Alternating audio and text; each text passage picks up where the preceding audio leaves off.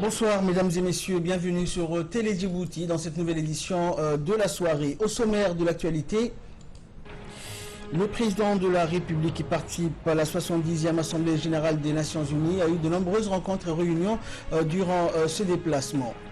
Et nomination en Somalie d'un nouveau chef d'état-major des forces armées. Voilà pour le sommaire et bienvenue à vous tous.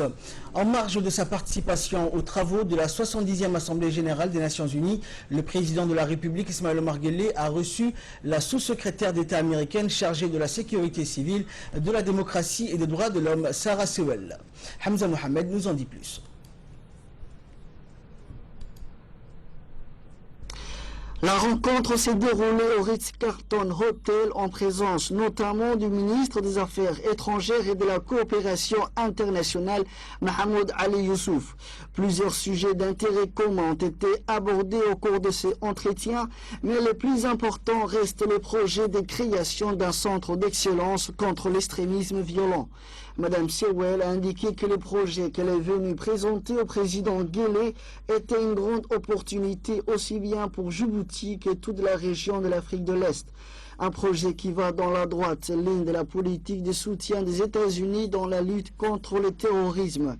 Le chef de l'État a indiqué pour sa part, Djibouti adhère à tout projet qui va dans le sens de l'éradication du terrorisme.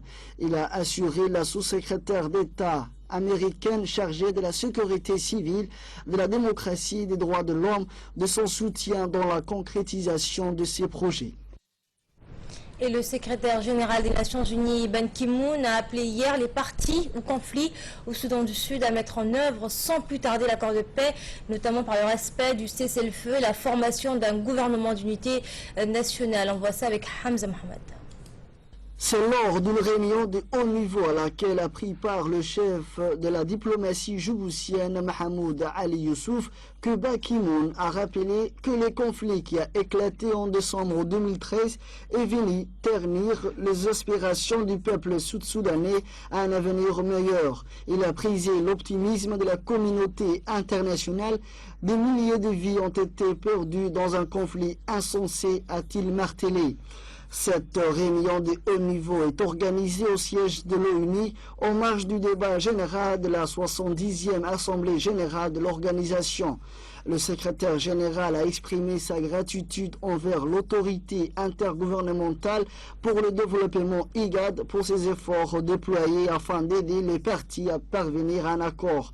Les pays de l'IGAD mènent en effet une médiation entre les belligérants depuis le début de la crise. Dans son intervention, le ministre djiboutien des Affaires étrangères a également appelé les deux parties de s'abstenir de toute forme d'annulation unilatérale ou de l'abrogation de l'accord de paix.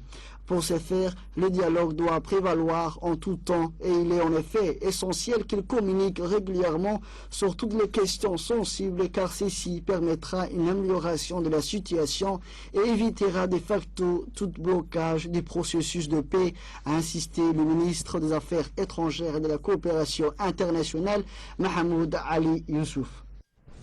Et nous reviendrons sur la suite des travaux auxquels a pris part le président de la République. Mais tout de suite, pour nous en dire plus sur le déplacement du chef de l'État à New York pour participer à la 70e Assemblée Générale des Nations Unies, notre envoyé spécial est avec nous en direct à partir de New York. Abdulrahman Mohamed, bonsoir. Donc le président de la République est à New York depuis déjà quelques jours pour participer à ces travaux des Nations Unies. Donc où en sont ces travaux et que peut-on en dire aujourd'hui? Où en sont ces travaux? Voilà donc pour cette journée du 30, c'est le discours du président de la République, Ismaël Omar Guelleh, qui est attendu ici au siège des Nations Unies. Un discours qu'il va prononcer dans une vingtaine de minutes. Sinon, par rapport à son agenda hier, c'était donc une journée bien chargée, notamment avec un sommet sur l'extrémisme violent qui a été donc débattu au cours de cette rencontre de haut niveau organisée à l'initiative des autorités américaines.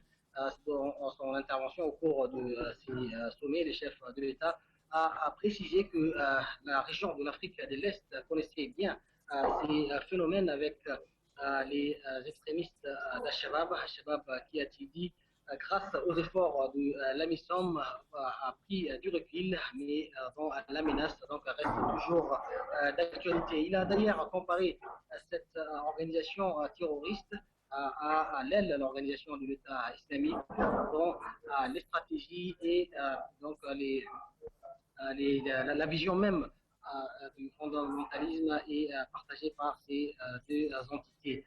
Il s'agissait pour le chef de l'État de partager également à ce titre l'expérience de la région de l'Afrique de l'Est dans sa lutte et ses efforts contre l'extrémisme violent, aussi bien djibouti qu'à travers l'IGAD.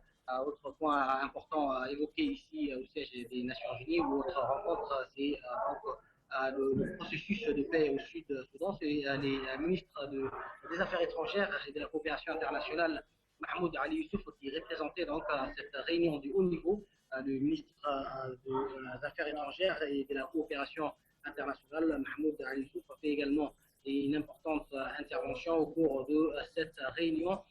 Il a indiqué que les processus de paix donc entamés grâce à la signature de l'accord le 26 le 26 août 2015 devraient être maintenus et que les partis et les belligérants devraient s'abstenir de toute forme de provocation et de violence, tout ça donc dans l'intérêt de leur peuple, du peuple soudanais. Les ministres des Affaires étrangères a mis l'accent donc sur la nécessité de respecter la clause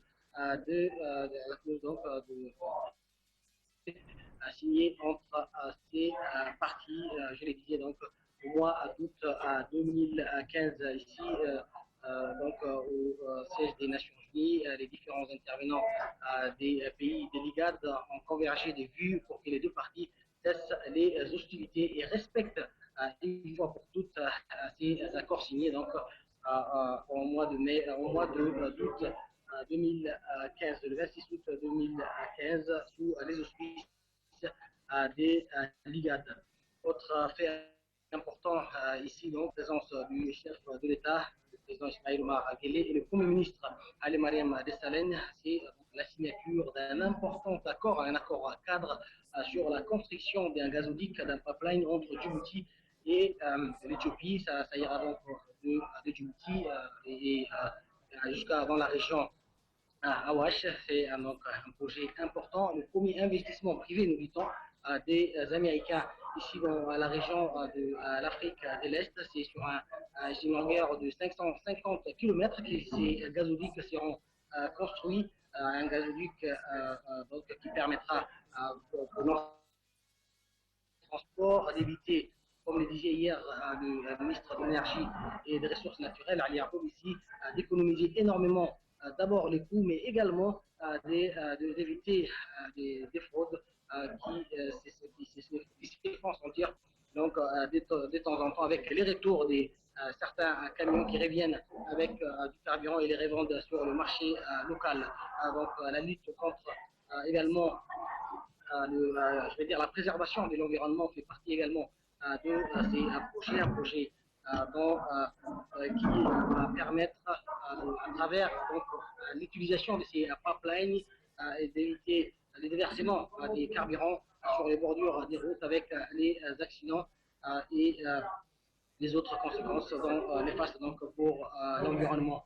Les responsables donc, éthiopiens et djiboutiens ont donc fait œuvrer ensemble pour aller donc, de l'avant dans leur processus d'intégration économique, aussi bien à travers ce projet, d'autres les sont déjà réalisés, mais également des projets aussi bien à caractère donc, économique que social. Et, le plus important aujourd'hui, c'est donc les discours du chef de l'État qui est attendu et qui va prononcer dans une quinzaine de minutes et va nous faire en part dans nos prochaines éditions.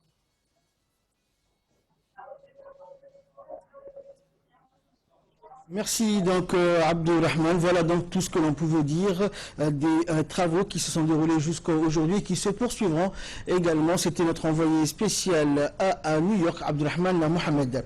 Également suite des travaux, rappelant que le président de la République, Ismaël Omar Guelleh, a pris part à plusieurs rencontres et réunions et ce mercredi, il a pris part à un sommet sur l'extrémisme violent. Ce sommet organisé à l'initiative du président Barack Obama était essentiellement consacré aux efforts de la communauté internationale pour lutter contre l'organisation de l'État islamique et l'extrémisme violent. Et oui, Daesh constitue une menace pour les États-Unis et la communauté internationale et nous allons utiliser tous les moyens nécessaires pour le vaincre. C'est ce qu'ont dit les participants à ce sommet. Les États-Unis qui sont à l'origine de ce sommet ont précisé que cette lutte ne se gagnerait ni rapidement, ni uniquement par des moyens militaires ou par les États-Unis seulement. Ceci est une lutte à long terme qui nécessite une approche globale et une concertation avec les acteurs étatiques et non gouvernementaux. Ce sommet est la prélude d'une mobilisation mondiale contre ce genre d'extrémisme. C'est ce qu'ont donc indiqué les organisateurs de ce sommet. Le chef de l'État, qui a également prononcé un important discours, a rappelé que l'Afrique de l'Est connaissait ce type de violence à travers Al-Shabaab et ses actions terroristes. Les groupes terroristes comme Al-Shabaab ont en commun la croyance que la loi islamique est la seule solution aux problèmes du pays. C'est ce qu'a dit le chef de l'État djiboutien, qui a également indiqué que la vision djihadiste mondiale que partagent ces groupes leur permet de construire des réseaux très efficacement et de créer des alliances entre les différentes branches. Et cela a pour conséquence la création d'une forme de nébuleuse qui tire parti des médias sociaux dont les messages finissent, a poursuivi le chef de l'État, souvent par envelopper d'autres jeunes.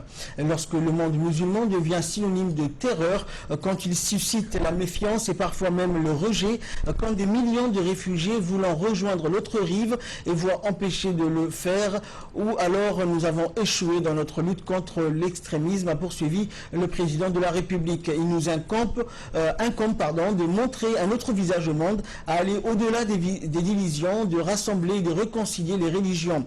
Ceci est notre seule chance de vaincre l'extrémisme, a conclu le numéro 1 djiboutien. Une cérémonie de signature de l'accord cadre du projet de pipeline des produits pétroliers raffinés s'est tenue hier au Parc Latino Hotel à New York et les éclairages de Hamza Mohamed.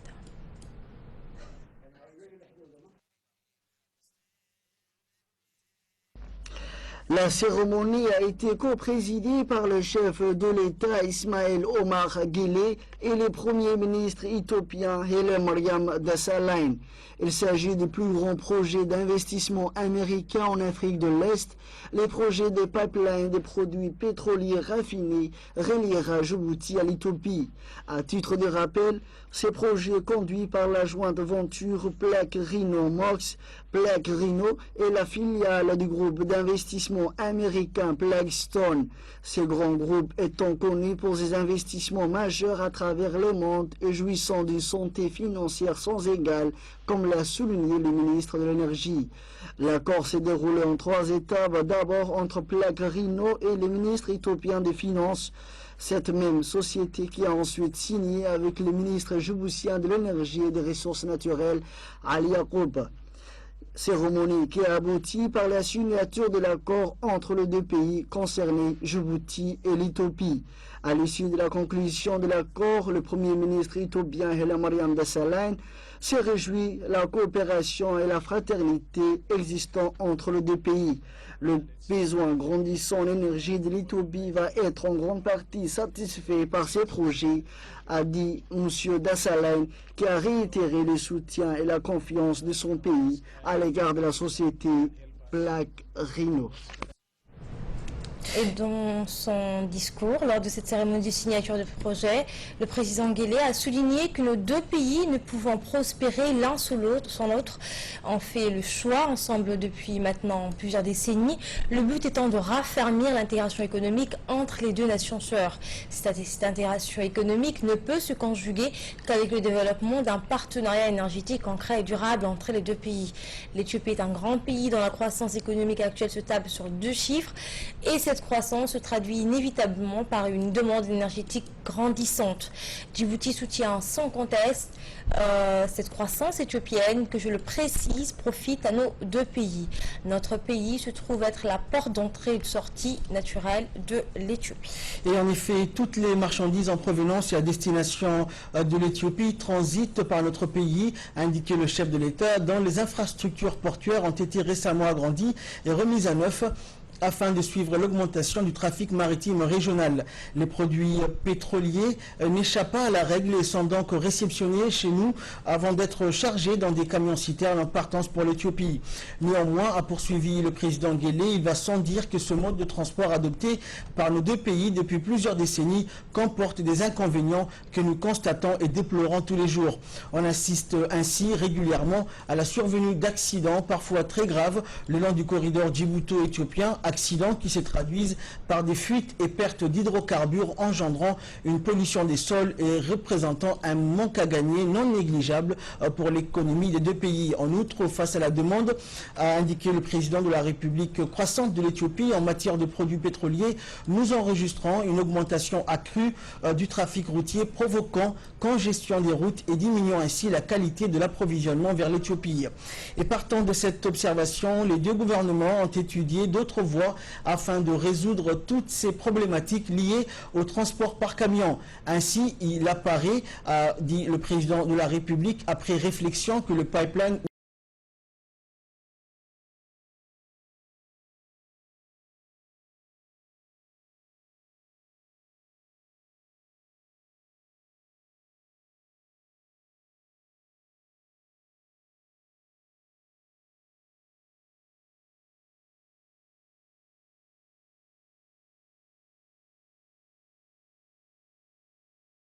Oléoduc est une solution sûre, efficace, durable, écologique et économique pour acheminer les produits pétroliers vers l'Éthiopie.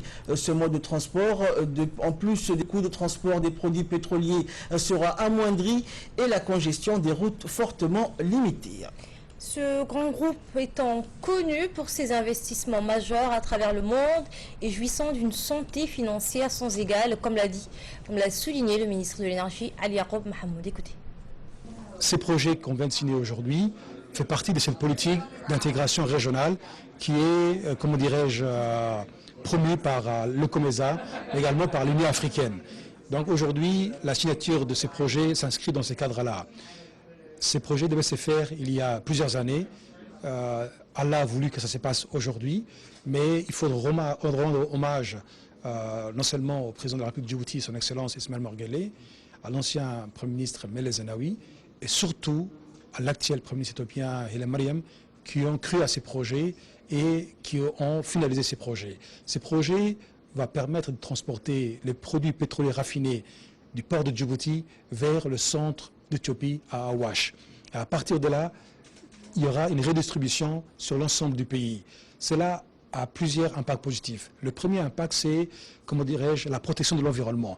Comme vous l'avez vu sur les routes, il y a beaucoup de camions qui sont accidentés et qui déversent les produits pétroliers sur la route. Cela a un impact très important sur l'environnement. Le deuxième aspect positif, c'est l'économie. Aujourd'hui, nous avons la preuve qu'il y a une perte d'environ de 30%. C'est dû aux accidents, mais aussi à des vols. Grâce à ces pipelines, l'Éthiopie et Djibouti vont économiser 30%. C'est aussi un moyen de lutter contre le trafic. Mais le plus important, c'est que l'Éthiopie, qui a besoin d'énormément de produits pétroliers raffinés, en 2018, il y aura à peu près 240 000 barils jour qui seront évacués. Comme c'est une économie à deux chiffres qui se développe de plus en plus, elle a besoin à temps qu'on lui livre les produits pétroliers raffinés. Le projet tourne autour de 1,5 milliard de dollars. Non seulement ça va permettre de développer nos pays, mais ça va créer aussi beaucoup d'emplois. Et nous encourageons Blackstone et Black Renault à investir davantage à Djibouti. On dit que Djibouti, il n'y a que les Chinois qui investissent. C'est totalement faux. Le développement de Djibouti, comme vous le savez, c'est la terre de rencontre et d'échange. Nous sommes ouverts à tout le monde, à tous les investisseurs privés, étrangers, qui respectent nos règles, nos politiques et qui veulent vraiment travailler dans de bonnes conditions, sont les bienvenus. Et c'est la preuve qu'aujourd'hui, les États-Unis et d'autres pays occidentaux. Et Et sachez que nous comptons à partir de 22h, c'est-à-dire juste après cette édition, vous retransmettre en direct le discours du président de la République devant l'Assemblée générale des Nations Unies. Retour à Djibouti, l'agence djiboutienne de développement social, la DDS, a procédé hier au lancement du programme filet social à Hol sous l'égide de la secrétaire d'État, chargée de la solidarité nationale, Zahra Youssouf Qayad, en présence du préfet de la région d'Ali Sabieh, Mohamed Babri Assoué, du président du conseil régional, Omar Ahmed Ouaz, du directeur de la DDS, Mahdi Mohamed Cham, du député de la région, et ainsi que des nombreux invités. Financé par la Banque mondiale, le programme filet social a pour objectif de lutter contre la malnutrition des femmes enceintes et allaitantes des enfants de 0 à 2 ans pour 200 ménages pour une durée de 2 ans. Et en effet, le programme a pour objectif de la prévention, la malnutrition à travers un ensemble paquet d'activités communautaires ayant pour objectif de prévenir la malnutrition chez les jeunes enfants et la mère enceinte. Ainsi, les bénéficiaires sont sensibilisés et formés sur l'importance de l'allaitement maternel ainsi que sur les visites et le suivi médical des femmes enceintes, du développement du jeune enfant dans les foyers. Le programme prévoit également une composante dite travaux et services à haute intensité de main-d'œuvre tels que des travaux de réhabilitation, l'entretien des routes, le nettoyage des rues, le ramassage des ordures ménagères, l'entretien des aires boisées. La ville de Hol bénéficiera également de l'appui apporté par les femmes pour son embellissement et la préservation de l'environnement à travers le nettoyage et la réhabilitation des infrastructures publiques. C'est un dispositif pilote qui associe plusieurs acteurs, notamment les équipes de la DDS dans l'exécution du programme et le ministère de la Santé dans l'encadrement au niveau sanitaire. Et à ce jour, plus de 3484 personnes ont bénéficié d'emplois à court terme, tant au niveau de Djibouti-Ville que dans les régions de l'intérieur. Et quant aux activités de prévention de la malnutrition, 5335 enfants et mères ont bénéficié du paquet minimum d'activités offert par ce programme. Et en matière de finances et d'économie, une réunion qui a son importance a eu lieu ce matin à la Banque centrale de Djibouti et sous l'égide de son gouverneur Ahmed Ousmane, aidé au cadre de son institution avec la participation des acteurs financiers de la place. Voici un reportage de Mohamed Issa. Une réunion d'évaluation du cadre juridique des infrastructures financières à Djibouti, présidée par le gouverneur de la Banque centrale de Djibouti, Ahmed Ousmane, a eu lieu ce matin à l'enceinte de la même banque centrale. Ont assisté à cet atelier de validation, outre le gouverneur de la Banque centrale, le président de la Chambre de commerce de Djibouti, les dirigeants des banques de la place, les directeurs des administrations et institutions publiques, ainsi que le haut cadre de la Banque centrale de Djibouti.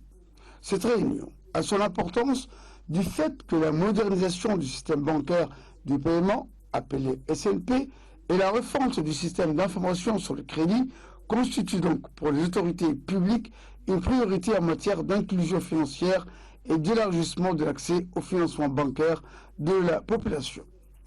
De plus, le développement des infrastructures financières va certainement améliorer l'environnement des affaires en rendant plus sûr et efficace les transactions effectuées par les opérateurs économiques, les organismes gouvernementaux par le biais du secteur financier. Donc aujourd'hui, nous avons pour thème de la validation juridique, de support juridique de ces instruments de moyens de paiement. Le métier évolue, donc certains établissements pratiquent déjà la monnaie électronique. Il faut savoir que la monnaie électronique, jusqu'à présent, n'avait pas de fondement juridique dans les codes de commerce à Djibouti, ce qui sera donc comblé avec la loi sur le moyen de paiement.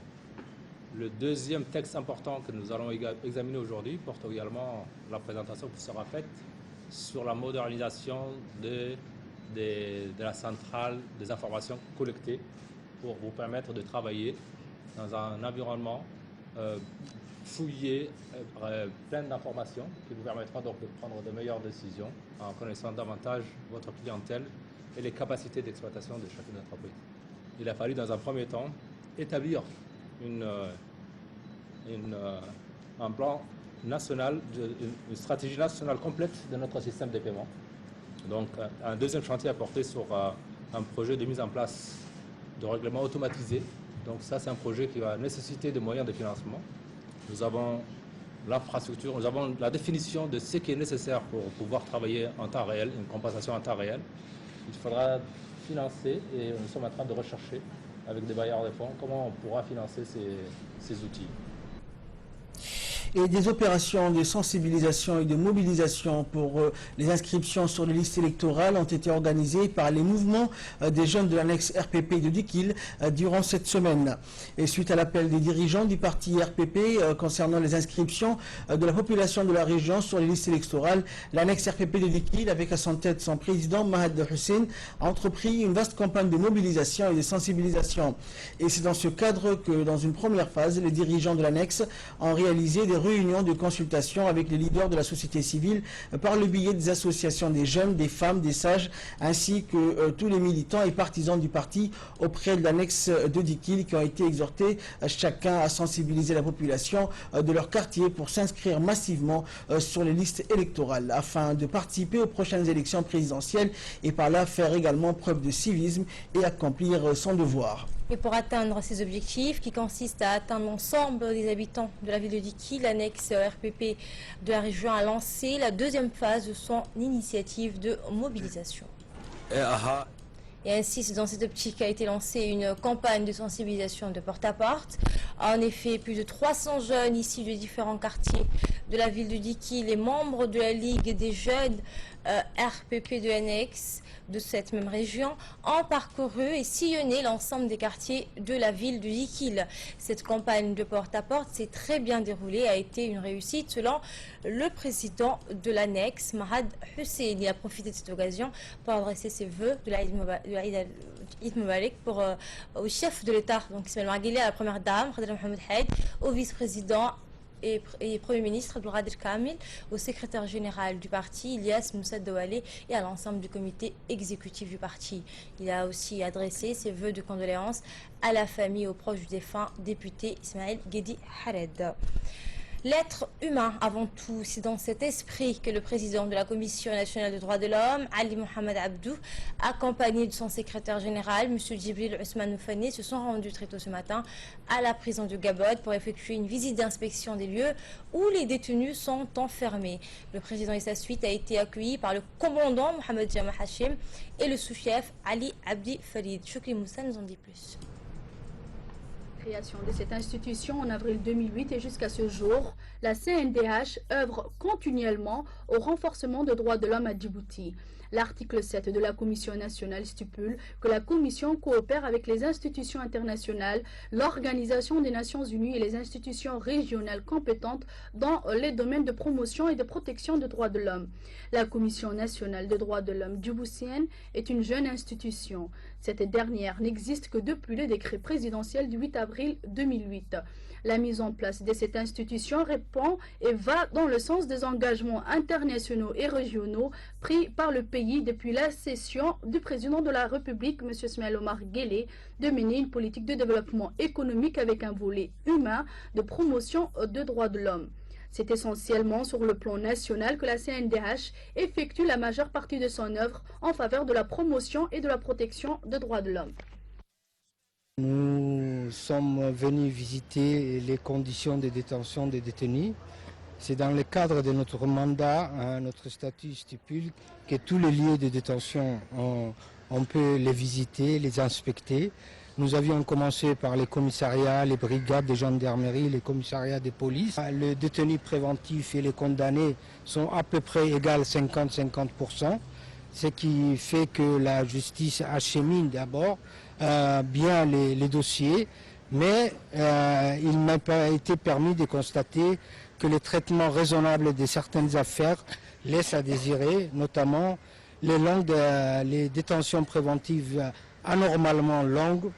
On m'a parlé de 9 ans pour certains détenus. Et je crois qu'il est temps que la chambre d'accusation s'occupe de ces problèmes et fasse juger ces gens-là dans les meilleurs délais ou les libère. Donc ce sont deux conseils et c'est la loi et les dispositions du Code de procédure pénale qui les disent. J'ai l'habitude de recevoir, uniquement pas la commission djiboutienne, mais d'autres commissions étrangères. Et moi je trouve qu'elle est plutôt instructive, le fait de recevoir, puisque à la fin de leur visite, il y aura des recommandations à faire. Et les recommandations, leur rapport, on l'aura.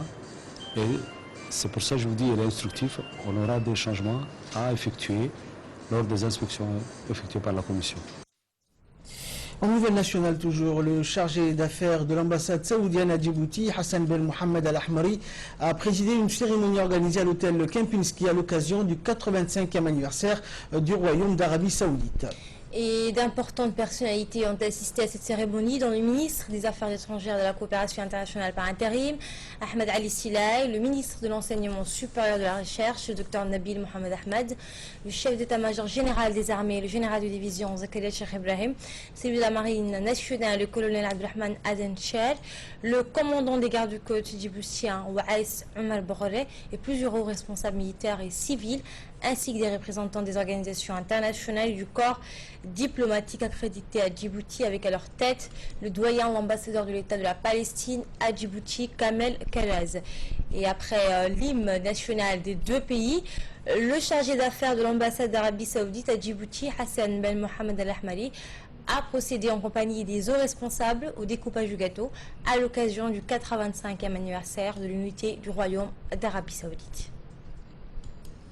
Et dans une intervention faite à cette occasion, le chargé d'affaires saoudien Hassan Mohamed Al-Ahmari est revenu notamment sur l'histoire du Royaume d'Arabie Saoudite, dont il a salué la mémoire de ses illustres fondateurs. Il s'est félicité par ailleurs de l'excellence des relations bilatérales entre les deux pays, réaffirmant au passage l'engagement des autorités saoudiennes à aider la République de Djibouti dans ses efforts visant à asseoir un développement durable.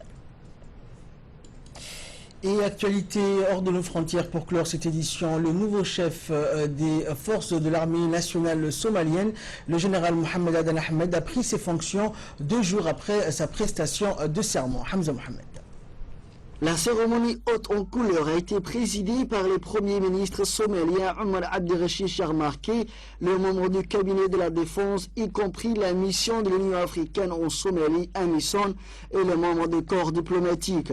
Dans son discours inaugural, le nouveau chef militaire somalien a appelé à accroître l'allocation des ressources à l'armée, étant donné le rôle crucial qu'il joue dans les efforts de paix et de stabilisation en Somalie.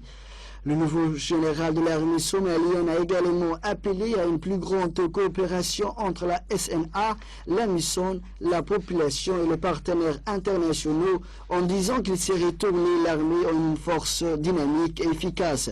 Dans ses remarques, le Premier ministre a appelé à une armée entièrement intégrée qui représente la Somalie et qui sera en harmonie avec le développement politique dans le pays. La raison pour laquelle nous construisons l'armée est non seulement à l'encontre d'Al-Shabaab, mais pour sécuriser l'ensemble du pays, tel qu'aucun groupe ne puisse plonger le pays dans la crise, a déclaré le Premier ministre Sharmarke. Le nouveau chef de la force de défense a été nommé le 3 septembre et a prêté serment le 24 septembre au palais présidentiel à Mogadiscio. Il a été remplacé par le général de brigade Ali Baché. C'était